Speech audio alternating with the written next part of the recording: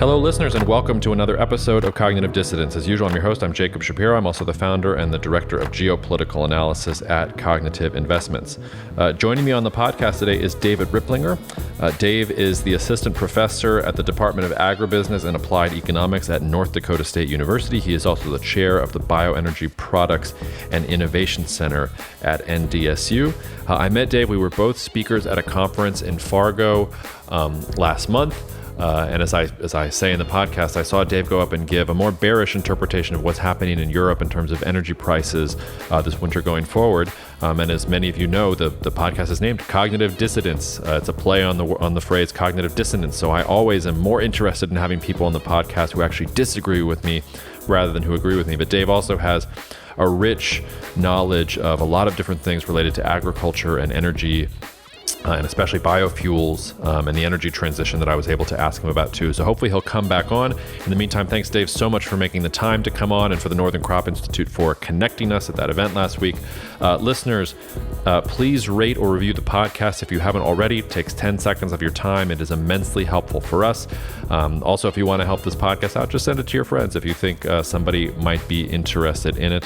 Otherwise, you can write to me at jacob@cognitive.investments if you have questions or comments about the podcast itself, or if you want to talk a little bit more about what we do over at CI on the investment side. These are pretty turbulent times. So without more ado from me, cheers, take good care, stay warm, and see you out there. Also, listeners, just to note, we recorded this podcast on Wednesday, October the 12th. Our fearless podcast editor, producer Jacob Smulian is out for the next week and a half, enjoying some well-deserved vacation. So this will come out shortly after Jacob gets back. So we recorded this about a week and a half, 2 weeks before you heard it. We try to make things, we try to keep things current on the podcast, but no way around it. So just keep that in mind if there have been any major changes in the last 2 weeks. The only thing I can think of is I would have liked to have known the US CPI print before we did the podcast, but I think it's going to come in a little hot. We'll see if I'm right about that. So enough of me. Cognitive Investments LLC is a registered investment advisor. Advisory services are only offered to clients or prospective clients where Cognitive and its representatives are properly licensed or exempt from licensure. For additional information, please visit our website at www.cognitive.investments. The information provided is for educational and informational purposes only and does not constitute investment advice, and it should not be relied on as such. It should not be considered a solicitation to buy or an offer to sell a security. It does not take into account any investor's particular investment objectives, strategies, tax status, or investment horizon. You should consult your attorney or tax advisor. Dave, thanks so much for coming on the podcast all the way. I mean, apparently you traveled all the way from Hilton Head to North Dakota just to get into a place to record the podcast. So we appreciate your sacrifice here. Had to make it back to the home studio, Jacob. Listeners, you can't see the home studio here, but there is that a stuffed bison head? It looks more like a stuffed animal. Is that real? It's a wood. It's wood. A wood sculpture. Okay. It's really nice. Yeah. When I finally make it big, it's going to be the full bison mount. But today it's just a little piece of wood. Well, remember us little people when you do make it big, because I need a full bison mount behind my head as well too. Dave, let's dive straight in. People on this podcast know that I'm fairly bullish on the European Union. That I think that the thesis that European civilization is going to collapse because of an energy crisis coming into the winter is a little bit overblown, that at CI we're positioned accordingly. We don't think the sky is falling for Europe. Not to say there aren't very real challenges, but we think it'll be a catalyst for change, and now is a good opportunity. And I ran into you at a conference that we were both speaking at.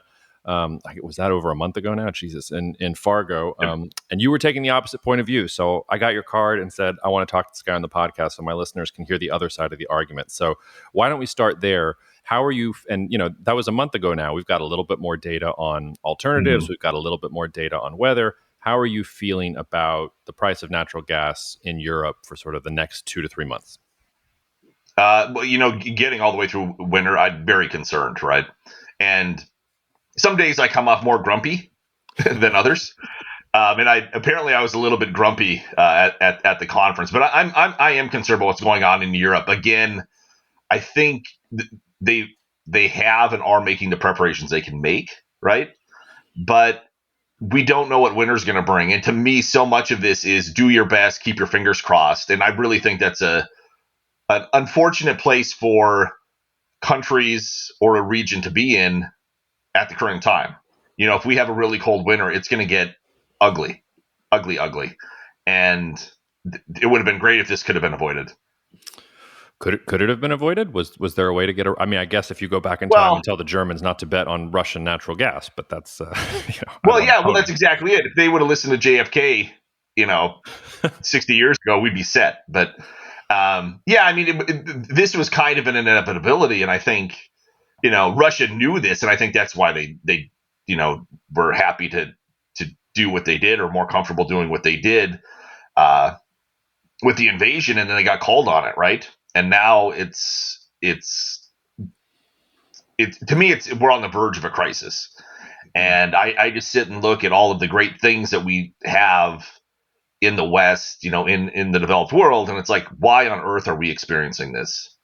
And it's a commentary on energy security, the energy transition, of politics, of people keeping things, of not being familiar with what's going on. I think just kind of a general ignorance. Mm-hmm. And I'm always one, again, I'm kind of like more bearish on this. It's because I can be a little bit bearish, and then we make it through the winter, and hey, you were right, I was wrong, cool, but we're okay. But I'm also the guy who's going to store 3 extra nuts for the winter and not have to worry about it. Well, I'm going to store 6 extra nuts. I'm trying. I think there might actually be more points of agreement than disagreement. So I want to drive a little bit more into that and ask what does it look like if you're right versus what does it look like if I'm right? Because I would be the first to tell you, I think there are going to be some very serious challenges in Europe, even if we get the mild winter that forecasters are calling for. I'm particularly worried about countries like the Czech Republic, like Hungary, some of these Central European countries that have natural gas intensive industries that really bet the whole farm on cheap Russian natural gas, that can't just, build a floating LNG terminal or rent a floating LNG terminal like the Dutch are doing, who weren't making the investments in LNG that the Spaniards were making. The transmission networks are also not there to get the power from Western Europe to some of these. So there are definitely some countries that I'm not, so sanguine about there. But I also wouldn't deny that I think there's also upside, and it seems to me there's also catalyst for maybe this is the moment where at least some part of the developed world says, no, like maybe we should pay more attention to this, and it doesn't have to be this way in 2 to 3 years' time. And that's where I think there's a gap between what market sentiment is, which seems to be Europe, the sky is falling, which I don't think is your viewpoint, but correct me if I'm wrong, versus is this a catalyst? Is this a good time to get in? So tell me what it looks like if you're right in your imagining. Yeah, so that's great. So I mean, I would kind of maybe even just put it at levels, right? So what could happen? What are these possibilities? It could turn out that we have a really nice winter, and we have slightly higher heating bills, and maybe we see some curtailment, some industry shutdown, and we've already seen this, right? But let's say it doesn't get much worse. And then at the far end of the spectrum is pretty cold winter. And I don't know if you heard this. So Germany's announced that they're concerned about certain activities that might impact their infrastructure as Russia's attacking Ukraine's infrastructure this week. That there might be similar things happening in Germany and the rest of Europe. Those types of things, to me, could lead to an absolute catastrophe. High prices, folks turning off the heat, folks burning their house, literally, to keep warm, industry shut down, production shut down, all of these things being done. And I can see it as a possibility. And again, to me, it's just absolutely troubling that is out there. And I would say, to me, probably the biggest long-term effect would be a permanent damage to these economies, the acquisition of tremendous amounts of debt, the permanent closure of certain businesses, the relocation of businesses to places where energy is more reliable, to say nothing of like the human toll, people being sick, some people possibly passing away, and I would put that in the same context that we see that every summer too when we have a heat wave in the United States. It happens, right? It's horrible, but it happens. Just, households are unprepared for situations just outside the norm. And again, what's going to happen is somewhere between those two. And I'm waiting. And as you kind of kick things off, it's like we're just getting started. Every day we learn a little bit more. Every day we can see a little bit further into the future. And a lot of what I'm hearing makes me much more confident that things are not going to go horribly. But I'm always just sitting there going, gosh, one or two things could give, and we have a real problem, and ones that really can't be managed, ones that we just have to basically live through. Yeah, one of the charts that both scares me but also gives me some hope is the European Statistics Agency has a chart of heating degree days in the EU going back all the way to 1979. Maybe you've seen this chart, and you have some years above the average, but generally it's a downward sloping line, which, by the way, is bad for the planet in the aggregate, but it's a downward sloping line. And there have only been 3 years in the past 2 decades, basically, where heating degree days have been higher than normal. That gives me some hope. But the flip side, I think, of what you're saying also is, it doesn't even have to be a super cold winter. It could be a super cold week in winter. If there's one little cold snap that is really, really bad, and supply is not there and heat is not there for that week that it's bad, even if we have the mildest winter in history, if we have that one snapback week, things could be really bad too. So to your point, like, analysts like me can sit here and prognosticate and think about the future all we want, but nobody has yet figured out how to predict the weather, really, despite the fact that we're in the 21st century, as far as I know. So there is that problem too. Yeah, and I just add too, it could be the weather, or it could just be a supply disruption. We see that all around the world. A given winter, for some reason, a pipeline doesn't operate well. In this case, how disruptive would that be in Europe to have some critical infrastructure not work for whatever reason? Mm-hmm. Again, you're in this tenuous situation. What does that do? And it's really interesting. As an economist, we're kind of going from this place where usually we say, well, the market will figure it out, right? Prices will figure it out. And now, no, we might actually be in a place where there literally isn't physical supply, and prices don't matter, because the highest price in the world is not going to make this stuff magically appear. Mm-hmm. And I think that hiccups are almost certain to occur across Europe, because it's so large, there's so much going on. But could there be a single event, a week, whatever that might be, where things get a little bit goofy? And yeah. I don't know. I mean, it's on the possibilities list, and I find that really troubling. Yeah, I heard a great joke the other day about economists. I'll throw a little friendly shade at you, which was if somebody asks an economist, what were the economic impacts of the French Revolution? And the economist says, it's too early to tell. I thought that one was good. But I hear what you're saying there, and I sympathize with it a bit. But it also seems to me that there are going to be winners and losers even within Europe itself. One of the things that surprised me the most when I started really hacking into this and saying, is my optimism justified, was that, for some of those Central European countries, yeah, like shit's going to hit the fan. But Spain has more LNG import capacity than just about all of the rest of Europe combined. They've apparently invested really well in LNG. And of course, the price of LNG is going up too, because now everybody wants to import LNG. But are there, like, we're talking about some of that demand destruction and businesses moving and things like that. Could it be that businesses move from, say, a Slovakia to a Spain? Could there be winners within the European Union that way? Or do you think it really does affect the bloc as a whole, and that LNG capacity on paper for Spain is not going to translate into, hey, it's wintertime and you need to turn the heat on? Yeah, well, it could be, and I think you almost have to go firm by firm and country by country. Small businesses where, the owners have lived in that community forever, they're going to shut down. And then what do? It's not, they're not going to move their mom and pop business to Spain, right? Necessarily.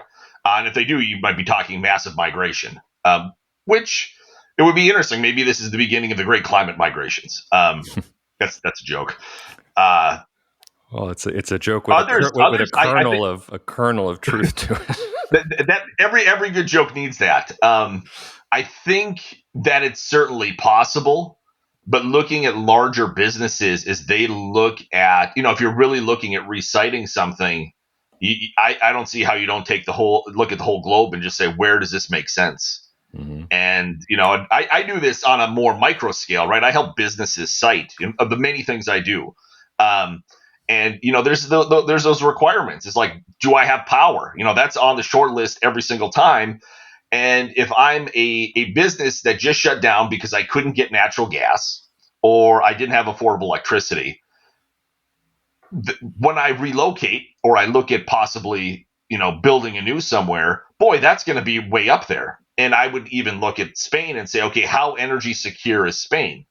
Much more so than most of the rest of the continent. But I'd still want to have some strong assurances of exactly how things look. Mm-hmm.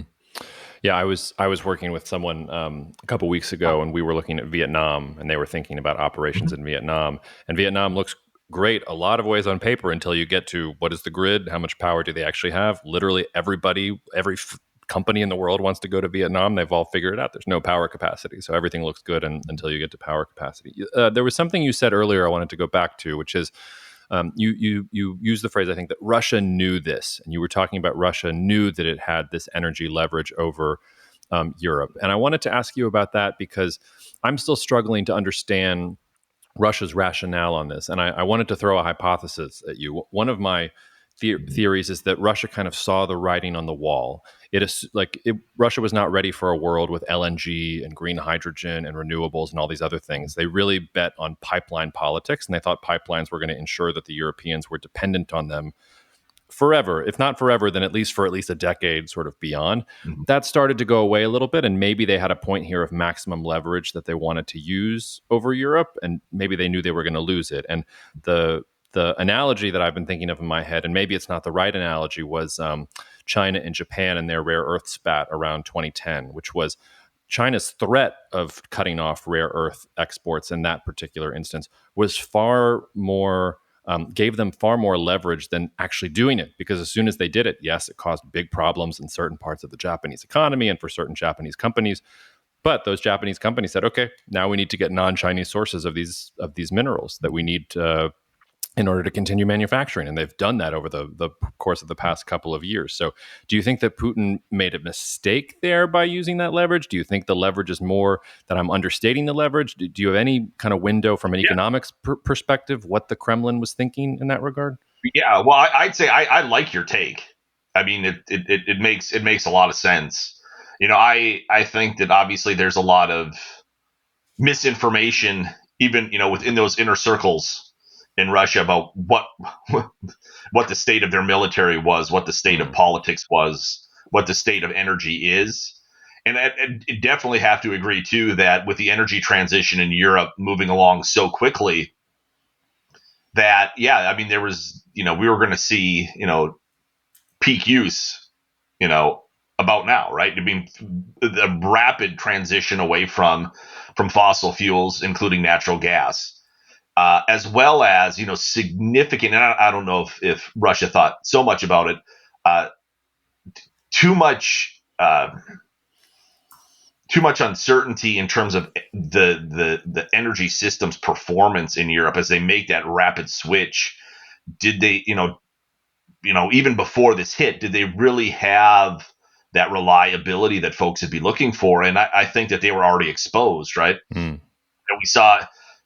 We see issues like that, the nuclear issues, retiring coal too quick, retiring nuclear too quick, moving to renewables, which are great, but you need to have base load, you need to have storage or something. And I think Russia just saw this as, this was the time. And again, Putin's getting old. I mean, his story is going to end sometime sooner or later. And I think that was one of the draws. I mean, to me, I think they're just seeing their interactions with Ukraine as part of this prolonged story. And that was probably, to me, what dominated. And I can certainly see that, they kind of have greater leverage now with energy than they did, or than they would in the future if we continue down that energy transition path. At the same time, if they're willing to do some things that are so aggressive in nature, how much does that really even matter? And I'd also say too, I mean, Russia, with what they've done this last year, Gazprom had record profits the first half of the year, right? You sell half as much, you charge 4 times as much, you make more money. And I think that really one of the things that's coming from this, and I don't know if Russia thought this through, is I really see the development of spheres or axes around different players, and energy as Russia as its major energy supplier, and Europe is not their major customer, right? I mean, they're going to be doing more business with India and China because they have to. And did they see this? Are they ready for it? No, not quite, but that's someplace they might have to go. Yeah, I mean, I've been joking literally since day one since Russia began the war that congrats to Vladimir Putin. You've transformed Russia from a great power to China's gas station, because I don't see any other future really for Russia in that point of view. You made the point about Gazprom too. Yes, record profits, but the Russian government has already said now there's going to be new special taxes on those profits so that we can replenish our coffers. That's part of what it means to live in a truly kind of authoritarian state. But be careful with that, because there's threats of taxing the record profits on European energy companies too, as they're experiencing a kind of a flip side of that. That's true. There are threats, but those are democracies, and you have to get that through a legislature. It has to be a law. It has to be a rule of law. Vladimir Putin can wake up tomorrow and say, Gazprom, I would like 20% transferred to X account, and if it's not there, we'll start throwing people in gulags. Are you saying Russia isn't a democracy? That really. I'm pretty sure that Vladimir Putin not only won the last election, but won handily. I mean, that's an interesting point, because I keep in touch with a fair number of Russians, and I don't think none of them would tell you or bat an eyelash at the idea that they know they're an authoritarian regime. They consider it a part of their political experiment.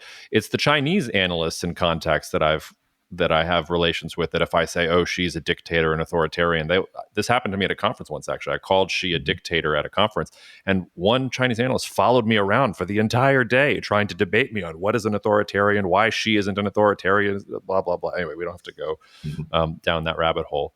But before we look at the flip side of the gas situation and some global impacts, I mean, fertilizer, I know, is one of the industries that's going to be most affected, and I could ask you, where's Europe going to get its fertilizer imports from? But what are the industries or the companies or the areas that you're most concerned about, where you don't think you don't think Europe can really just source alternatives that easily?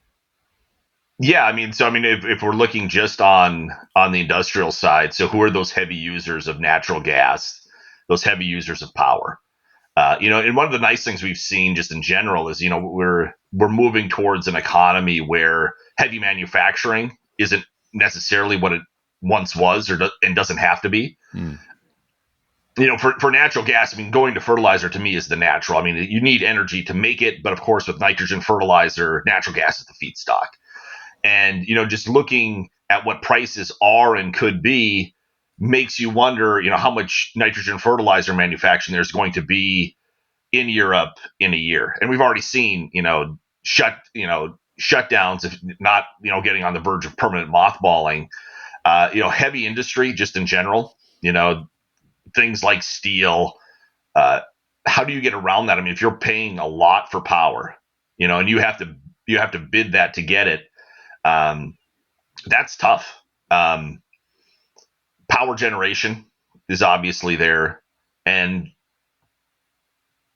then I would extend it too. I mean, the prices are so high now, where the expenses associated with running even a small business make a lot of small business owners scratch their heads, saying, "Gosh, I can't afford to keep the cooler going so people can grab a soda out of my fridge.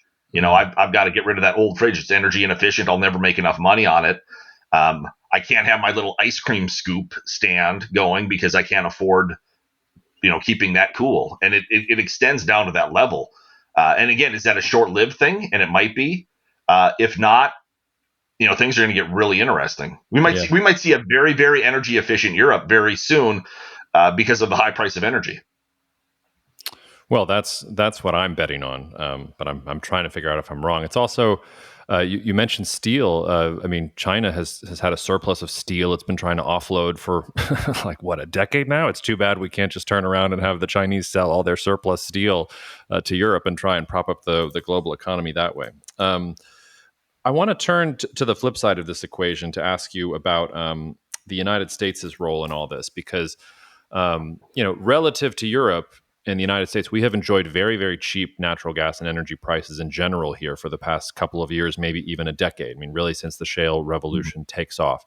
And the Biden administration keeps insisting it wants more exports, get the LNG to Europe, get the oil to Europe, do whatever the United States needs to support Europe in its time of need against Russia. And I get the logic of that from a strategic and a geopolitical basis.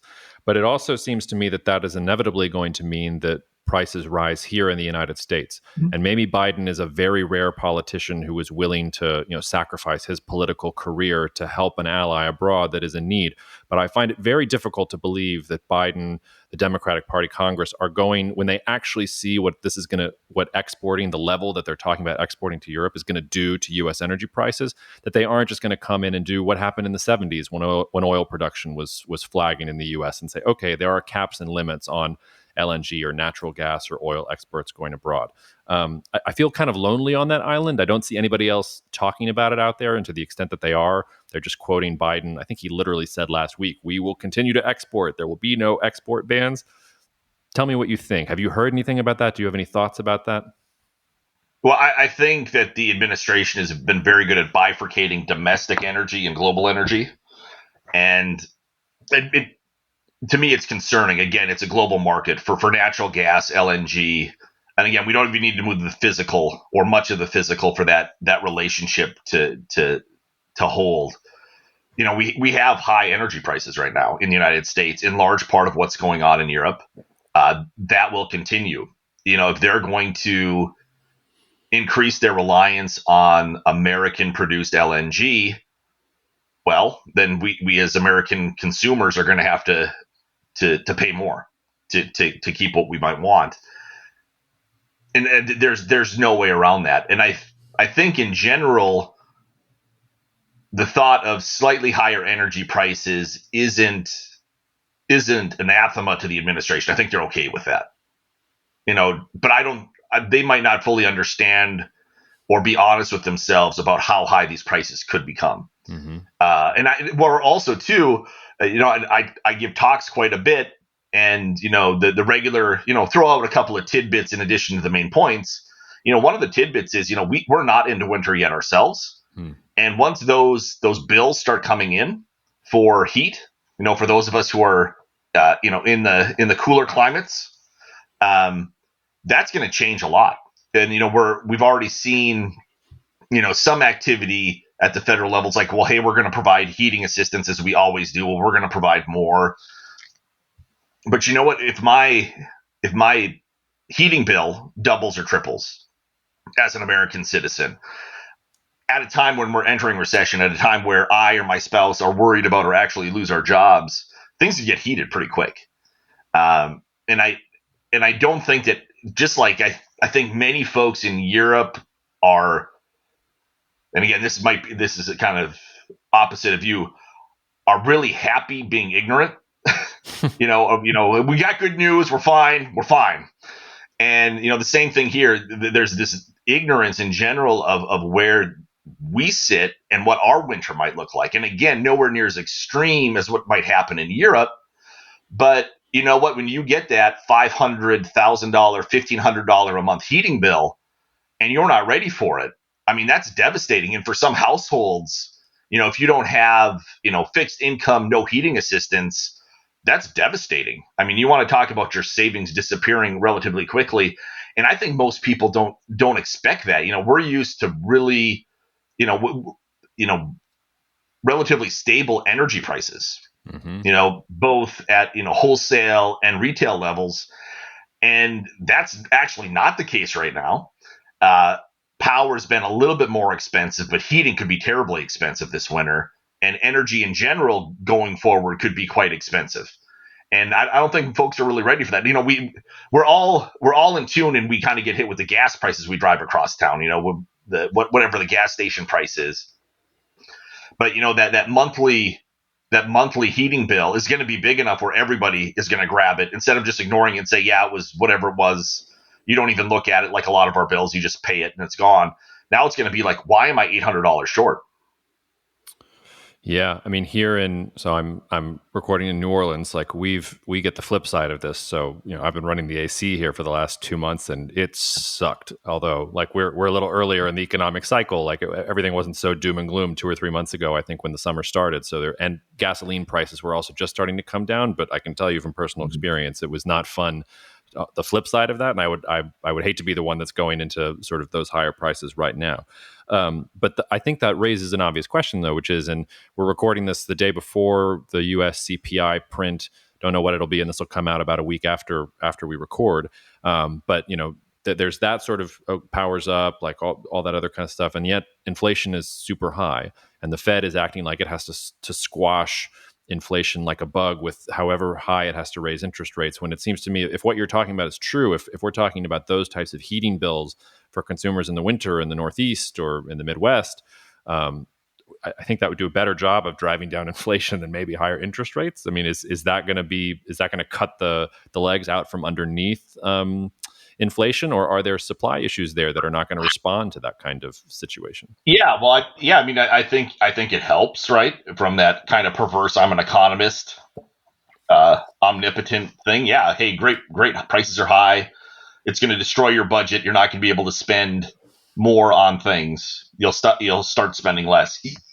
Yeah, that's certainly the case, and I wouldn't go back to, because talk about gasoline prices changing. Gasoline prices are a pretty sizable part of most household budgets, and as that wanes, you kind of have a little bit of give, right? And then it's only certain households, by geography and by weather, is going to determine what the actual energy use is for heating and cooling. And both of those could be significant. But yeah, I mean, if I'm writing a check for $1,000 for heating in the winter, yeah, maybe I'm not going out and buying, 2 new TVs. Who knows? I don't know what people buy if you have an extra $500. Well, apparently during the pandemic, people were just buying Dogecoin. I can't tell you how many of my friends were like speculating in crypto markets.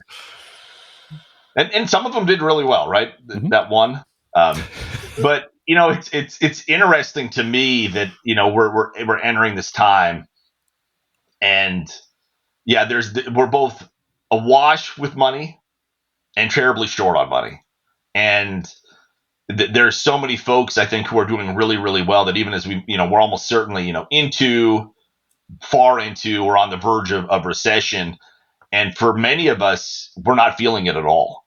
And to me, that's really troubling, because we have people now who are struggling significantly, in large part because of energy prices, gasoline specifically, through now, could have a terrifically difficult time through winter. And it could be that 70% of the economy, 70% of the people in the United States, we don't even notice, right? It's like, well, that's what that is.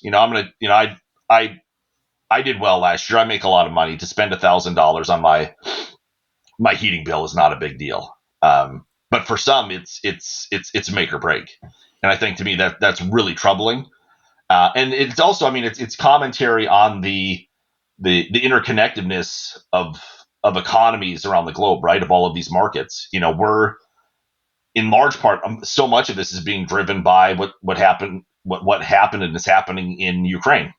And most consumers aren't going to think about it that way. They're going to see, gosh, this is a high energy price, and they're going to have whatever their preconceived notions of why high energy prices are and who the bad guys are. They're going to blame them. So they're going to wag their hand at the administration, or they're going to wag their hand at fossil fuel companies.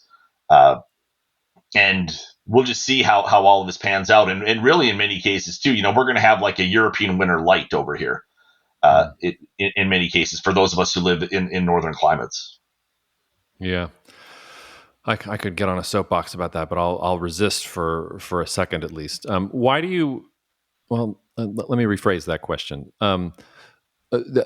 This is a difficult counterfactual, but imagine for a second that Russia had not invaded Ukraine. Do you think that we would be experiencing similar problems today, just of an order of less magnitude? Or do you think that the Russia-Ukraine war really was a disruptive event that we'll look back 5-10 years from now and say, this really changed the trajectory of the global economy? Yeah, I mean, to me, I think it's a shock on par with with OPEC actions in the 70s, right? I mean, it's going to fundamentally shift energy globally. And that's not to say that there weren't a lot of things underway. I mean, the energy transition, is underway regardless, right? And this changes it. We would have had, remember COVID? As we've talked so much about Ukraine, we had this huge shock, a once in a generation shock, followed by the war in Ukraine, which is another like generation shock, and then you have to revisit. If you have shocks every year, are they once in a generation shocks? But yeah, I mean, we're gonna come to this new future state that's really going to be fundamentally different because of what's going on there. To say nothing of how our economy, how we work, how we live, how we travel, how we trade because of COVID, and that's all got to get figured out with this new giant rock. As we threw one big rock and we had all these ripples, like, oh, there's the ripples. That's what's going to do. We throw another rock in there, you have no idea what's going on. It's funny. I was first of all, I'm a geriatric millennial, so I'm at the upper end of that limit. And I got to say, like, the reason we're so salty all the time at the boomers is because they keep on like throwing shade at us. And it's like we had the 2008 financial crisis, then we have COVID, then we have this Russia-Ukraine. Like, we just keep on getting like all of these once in a generation crises, and but we're lazy because we're eating avocado toast. It's like really frustrating. But I also I was at my cousin's wedding a couple weeks ago, and my cousin's partner. She told me the story that he is not a millennial. He's younger, and apparently one day he turned to her and asked, "Is this what the Great Financial Crisis felt like?" Referring to like market movements like today. And I don't think we're there yet. I think we have a lot more like to go. Yeah. I mean, we've seen, there's a lot going on just talking about the economy, right? So the disruptions from COVID, the federal response. The Federal Reserve's response, changes in trade, supply chain disruptions, massive increase in the money supply, and we're, and now we're gonna, the Federal Reserve is going to try and cure this with high interest rates, and almost certainly cause a recession if it hasn't already.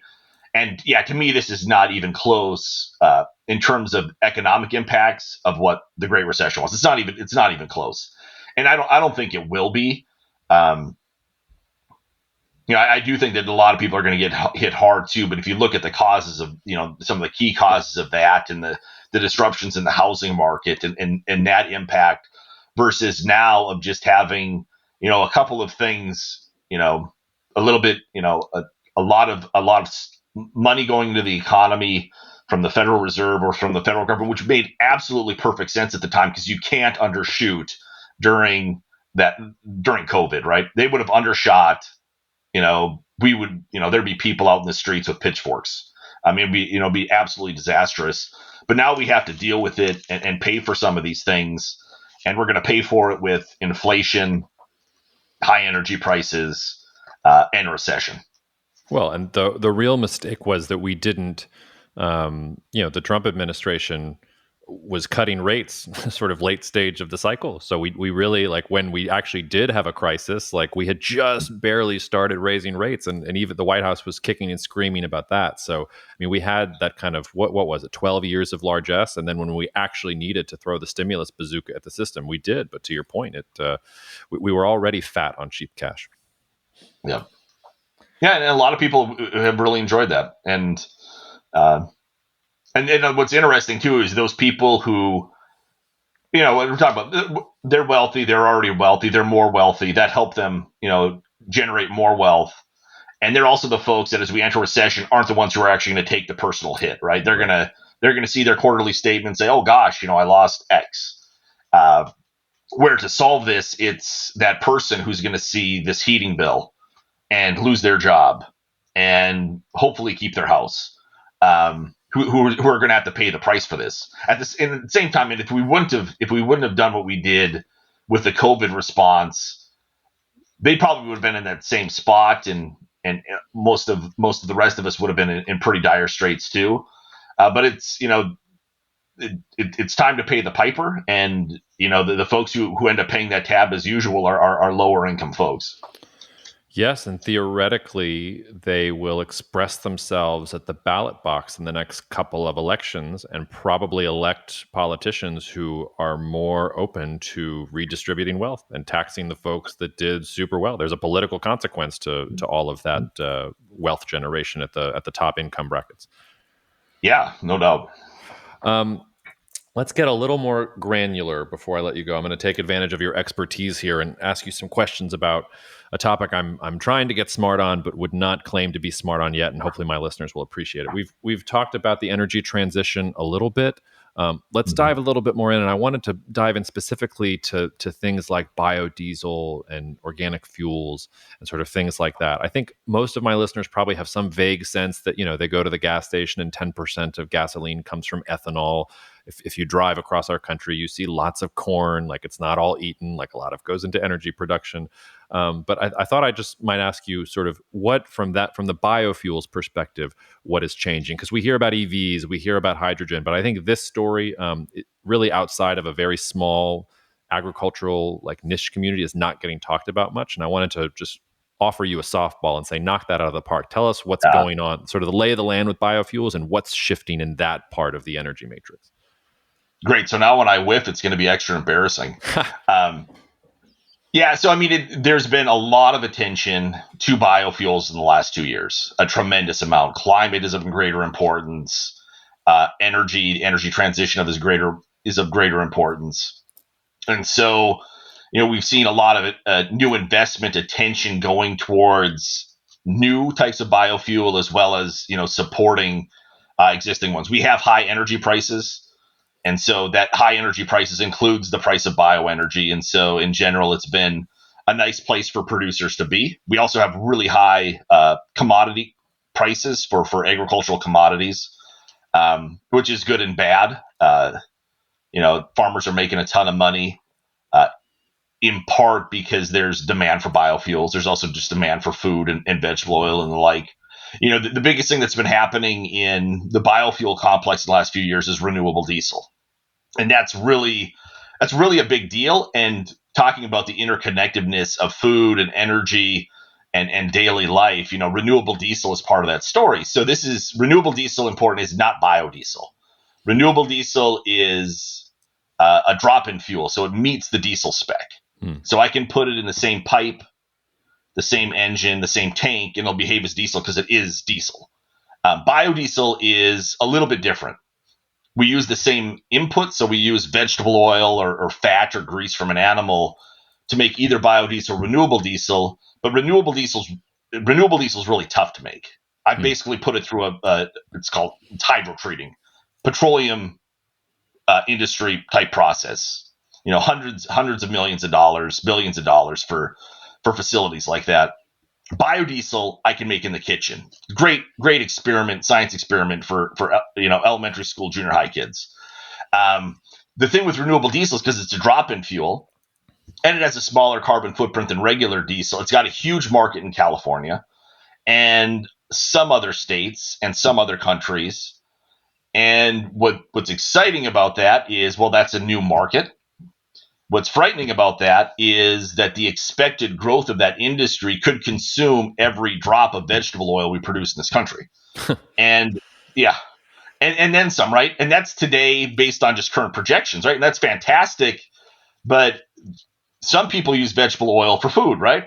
Like all of us. It's one of those things where go find a manufactured food product and try not to find salt, sugar, or soybean oil in it. Right. It's just part of our food system.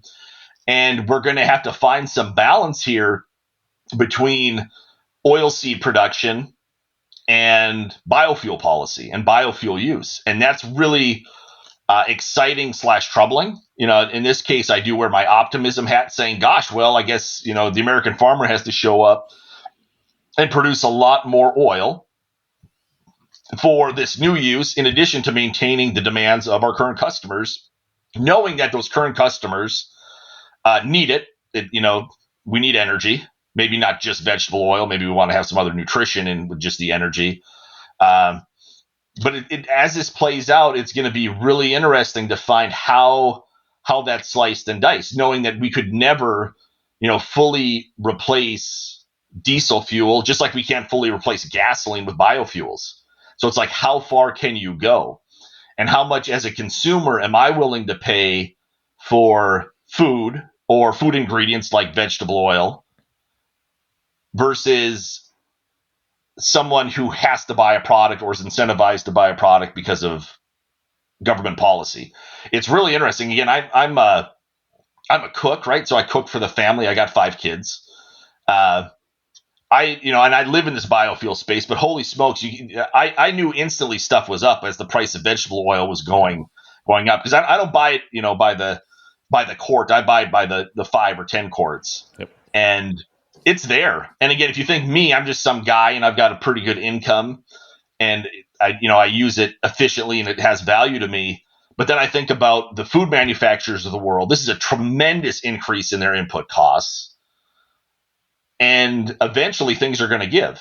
And I think about that broadly, where we're going to see reconfiguration of a lot of different products in terms of how they're made. We're going to see a difference in the crops that we grow. We need more vegetable oil. We need to meet the demands of consumers buying food. And then we also need to step back, just like in the case of Ukraine, is think globally now. So we've made vegetable oil really, really expensive. Soybean oil is not used in all parts of the world, but all of these different markets for palm or whatever, they're all connected. And so as soybean oil prices shoot through the roof, palm comes along for part of the ride. Yep. And, what does that mean to hunger globally? And you get back to the food versus fuel thing, which is kind of it's a tough topic. I think that agriculture and energy did just fine with the corn ethanol build out, with the biodiesel build out. The renewable diesel build out, I think will be okay, depending on how policy is structured. But you are talking about using significant amounts of a food ingredient for fuel. And how that's going to turn out for the American consumer, just like it is, with higher energy prices. Most of us are just going to pay. Some of us don't even notice, but some of us will. Mm-hmm. And some folks in other parts of the world where, they spend 25% or more of their income on food are going to see that increase as absolutely crushing. And that comes at the same time. You can even extend it. Well, acres can be used to produce different crops. We've seen an increase in the price of almost all agricultural commodities for a variety of reasons, but also because of this. And, we have to worry about what that might mean to folks who have low incomes, especially in other parts of the world, who need basically, and at the least they need is calories. It'd be great to get nutrition to them, but at the least they need is calories. What, forgive the ignorant question, because this all roads seem to lead back to Ukraine here. I'm thinking about sunflower oil too, because Ukraine was something like 50% of the global sunflower oil export market. Is that an opportunity in the United States? Is that, or is that not a good use for it? Yeah, so it's a great idea. So again, there's a lot of different oil seeds. Soybean oil dominates in terms of volume. Sunflower oil, and we do produce a lot of sunflower. Actually, North Dakota is, the number one sunflower state. We actually duke it out with Kansas. So it's a real point. We always kind of like sneer at each other from opposite sides of the street when we're walking in terms of our sunflower pride. But yeah, sunflowers are really interesting. Other oil seeds are interesting, but talking specifically about sunflower because it's such a high yielding crop for oil. So soybeans we grow actually for the meal, for the protein, and the oil traditionally has been a co-product. It's great. It's found a place in biodiesel and especially, as a food ingredient. But if we're actually looking at just oil per acre, it's not the best. And, as we see this shift in relative prices between soybean meal and soybean oil and oils and sunflower meal, it gets pretty interesting. That being said, and having conversations with sunflower folks just last week, sunflower has certain characteristics that are much higher value to a food manufacturer. And so their thought is you don't want to ruin that. And they didn't bring up the point you don't want to jump into the food versus fuel thing if you don't have to. You want to avoid that at all. but they recognize that sunflower oil sells at a premium, a significant premium to soybean oil because of those characteristics. Why would you want to go compete with this lower value product? And during that conversation, I mentioned I give a talk pretty regularly, and I have this little triangle, and at the bottom of the triangle is products where there's a really big market but really low margins, and at the top is a really small piece, and there's really big margins, but it's a small market. And so we have fuels at the bottom, right? Fuel is a chemical cheap enough to burn, then feed, then food. Well, you don't want to have to go from food down to fuel unless somebody's forcing you to. And so a lot of the food ingredient folks, the sunflower growers, are going to do their best to avoid that. At the same time, I look at it and say, I don't know if you guys realize how big these markets could be. And if they're ready to swallow up everything and you're part of everything, they're coming for you. And again, it would still be, profitable for those growers. I'm very interested in it. I think it's interesting because, again, you can just look at a map of the United States or look at a map of the world, as you brought up Ukraine, and just say, okay, where do we grow what? And if the price of vegetable oil is twice of what it was 3 years ago, how does all of this shift? Yeah. And there's tremendous shifts, that are and will be underway.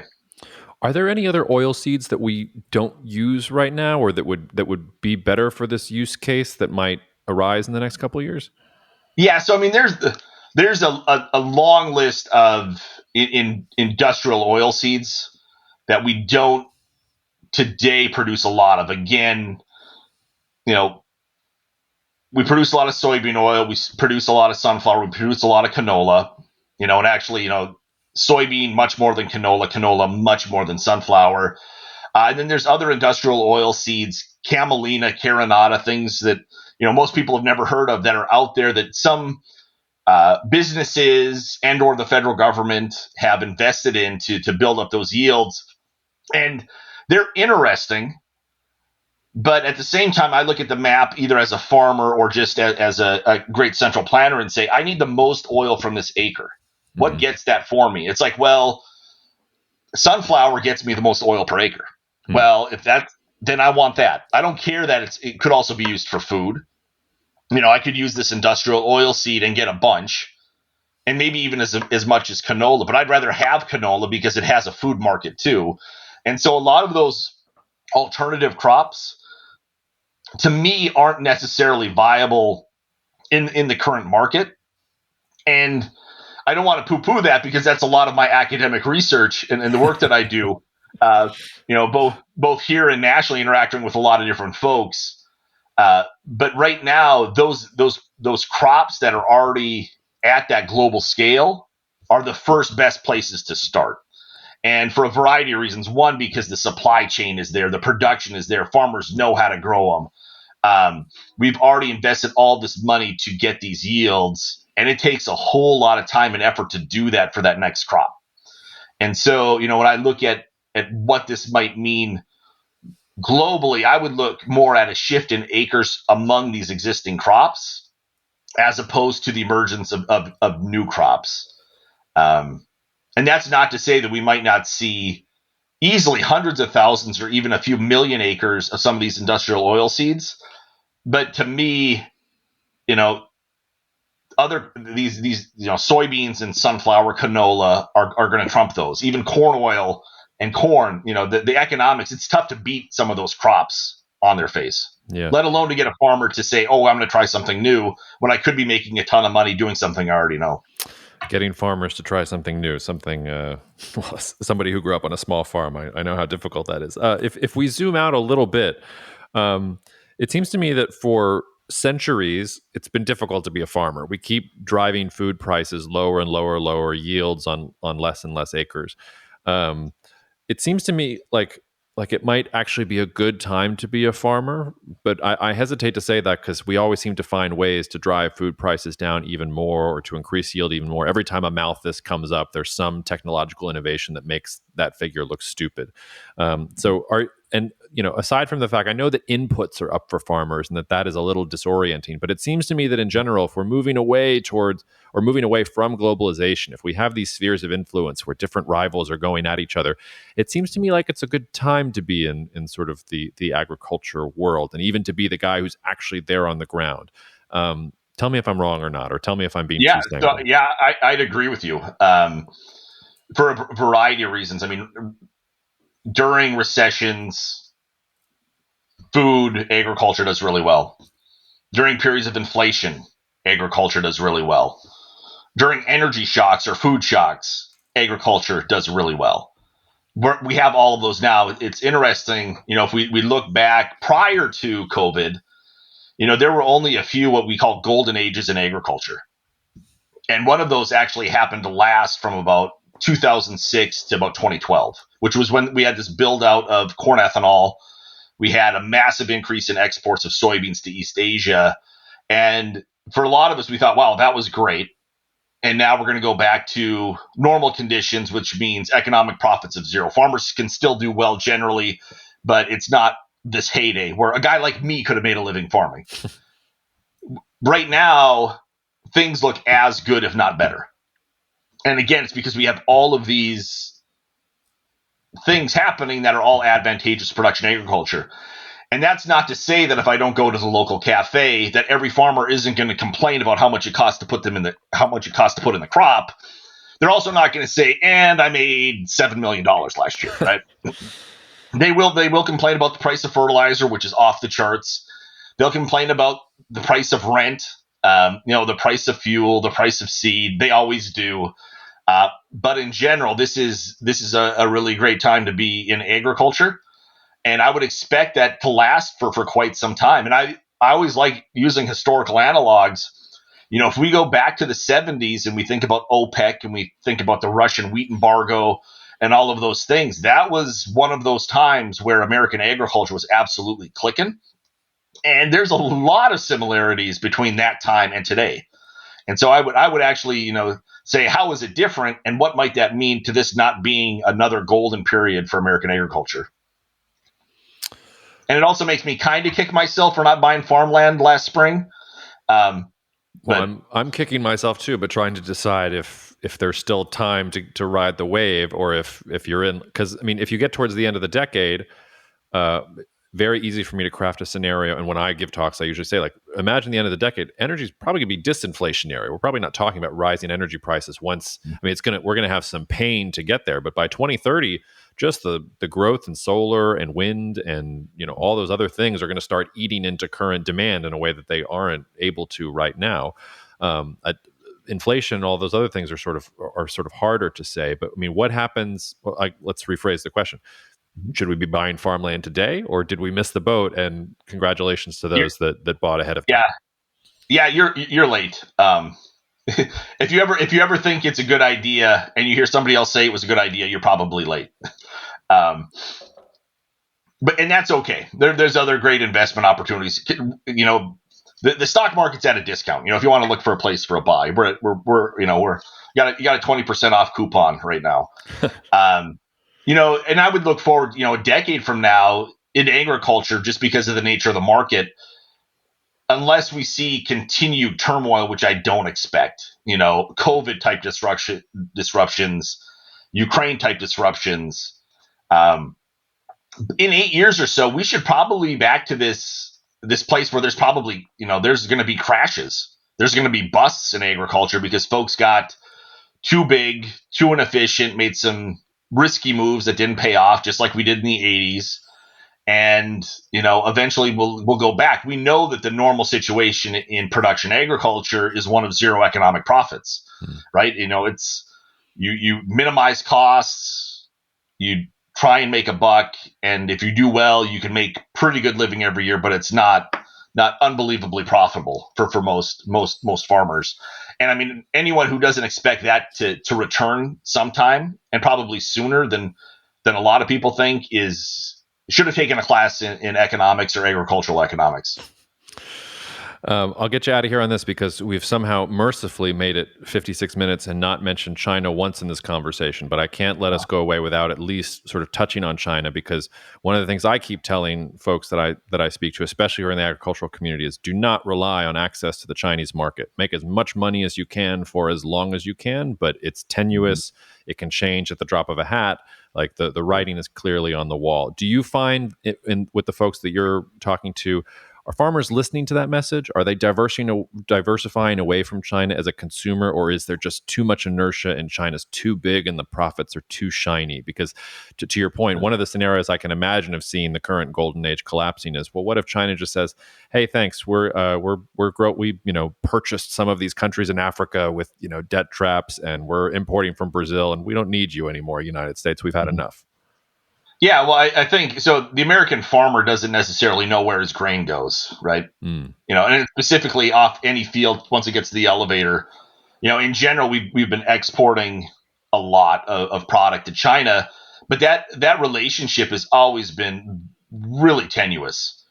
Them canceling orders for various reasons, and always with justifiable reasons, but always at times where it was economically advantageous to them.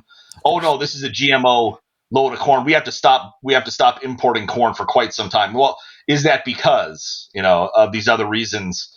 Them entering these markets and then disappearing. To me, that's not how I would want to have a business. And I think that to me, there's really two issues going on. There's the economic issue, the market issue, and then there's the political issue. And I think that we should be happy to have China as a customer, and be ready for them to leave the market, or even for them to reject shipments, because they have that history. That is their track record. And then I would also go further and say, politically, how, and this is not just agriculture, this is economy wide. How much do we want our economy ingrained with their economy? How is that helpful to us? What weakness does that put us into when that doesn't necessarily have to be the case? We might make a lot more money, but you could put yourself in a position, maybe not as completely staggered as Russia and Ukraine, but you have this interdependence. And all of a sudden, if we need their markets for our goods, or we need their goods for our markets, we put ourselves in a position that isn't ideal. And we've enjoyed this relationship with China for decades now. We've made a lot of relationships. Economically, it's been generally positive, and politically, it's put us in a corner. And I think that's a little bit silly. And so I guess we'll see how all of that goes. No matter what, on any given day, everybody on Earth has to eat or wants to eat. And we can see shifts. We can send our agricultural products somewhere else. It might not be as profitable for us. And really just to think about how those shifts might happen, that's not a farmer or even an agribusiness or even the government alone who makes those types of decisions. But thoughts about that to me are really critical. That food security issue, or that economic over dependence issue, are things that I think that we've been happy to ignore it for too long, and you can't help but at least be skeptical in normal times. And now when we see what's happening in Europe, you can't wonder how we've ever let any of these things happen in the first place. Yeah, and I don't think we're going back to the world before COVID and the Russia-Ukraine war. I think that's, for me, one of the big lessons here is don't expect things to get better. Like we're in a new world here, and we're going to have to figure our way around it. Absolutely. Yeah, and I mean, that's one of the fun things we get to do. We can figure this stuff out. All right, well, Dave, this was great. I hope you'll come back and help us figure it out in future episodes, because I enjoyed having you on. Maybe you'll be in New Orleans at some point, or I'll be back in Fargo. But in the meantime, next time I talk to you, I hope the bison has gotten much larger. So. We'll see. We'll see. I'm keeping busy, and I would love to come down. It's going to get a little cool up here in a couple of weeks, so I'm always looking for an excuse to go someplace warm. Well, come on down. Although I think I'm supposed to be in Minot in January. I've made them promise to take me ice fishing, so we'll see if they actually follow through, because I wanted to experience it like the natives. But I don't know. I spent 5 years in upstate New York. I should be able to handle it, but we'll see. People from upstate New York say things like that. Bring a hat. Shout out to Leslie Ross for making me a warm wool hat that I'll enjoy on that trip. So, Dave, thanks so much. We'll have you back on soon. Cheers, man. Thank you so much for listening to the Cognitive Dissidence podcast, brought to you by Cognitive Investments. If you are interested in learning more about cognitive investments, you can check us out online at cognitive.investments. That's cognitive.investments. You can also write to me directly if you want at jacob@cognitive.investments. Cheers, and we'll see you out there. The views expressed in this commentary are subject to change based on market and other conditions. This podcast may contain certain statements that may be deemed forward-looking statements. Please note that any such statements are not guarantees of any future performance, and actual results or developments may differ materially from those projected. Any projections, market outlooks, or estimates are based upon certain assumptions and should not be construed as indicative of actual events that will occur.